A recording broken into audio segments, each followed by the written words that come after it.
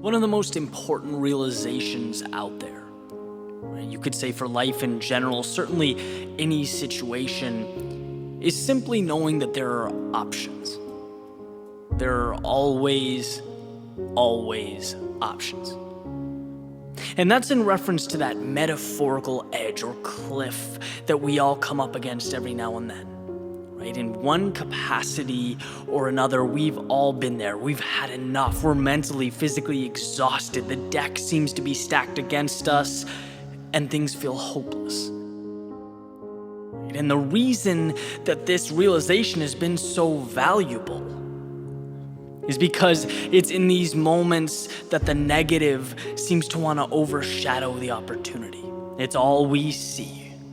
Right? When you've taken loss after loss after loss, your rough stretch, the brain tends not to paint pictures of rainbows or butterflies. It does the opposite. Creates a narrative of victimhood, tragedy, acceptance. It says that this is reality, this is forever. And that's why so many people let the past define who they are. Right? Because when it's rained for 6 weeks, you begin to anticipate rain.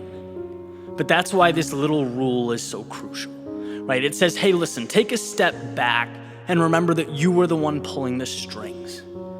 Anytime things feel hopeless, it's because you are choosing not to look at what matters. You're seeing the bad stuff, the footsteps that brought you to your predicament. But they are not you, and they have very little to do with your ability to change. It will never be a false statement that the rest of your life starts now with the decisions you make from here on out.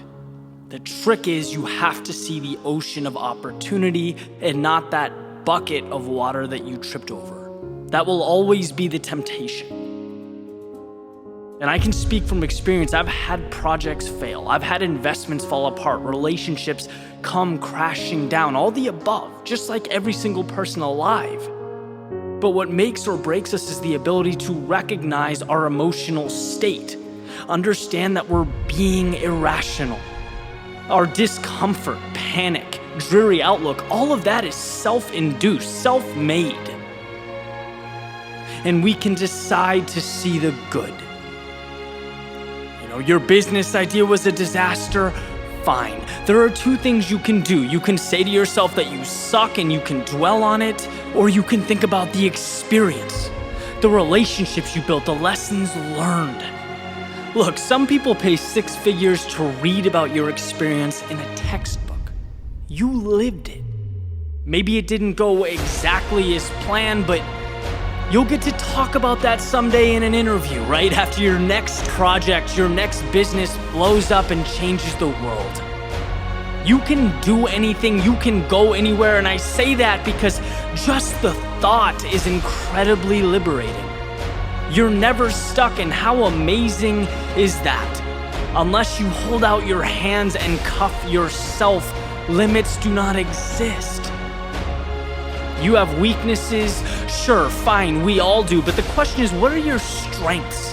How can you better utilize what you have?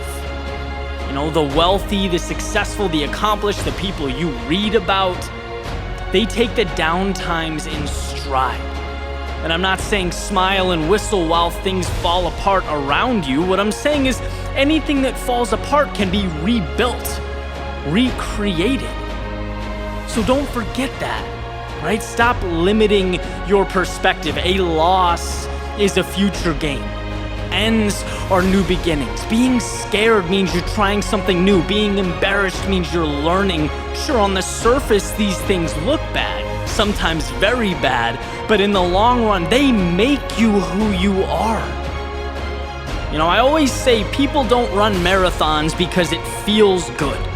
When you dig down, there's something more there. They're doing it for another reason. In the bumps in the road, the pain now, it doesn't mean you struck out or lost. It's part of the process. It turns into a feeling so beautiful, so perfect, that you can't even really articulate it. When you feel bad about your situation, you are thinking about the mistakes of yesterday and not the opportunity of right now. You are thinking about what has and can go wrong and not what can go right. It doesn't matter how dire your situation, you can take something from it. So put that into practice.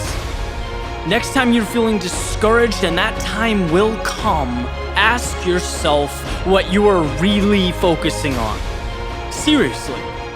And I guarantee you it's not on how incredible your family is, how far you've come over the past 5 years, or how every single thing you need to make your dreams come true is available to you.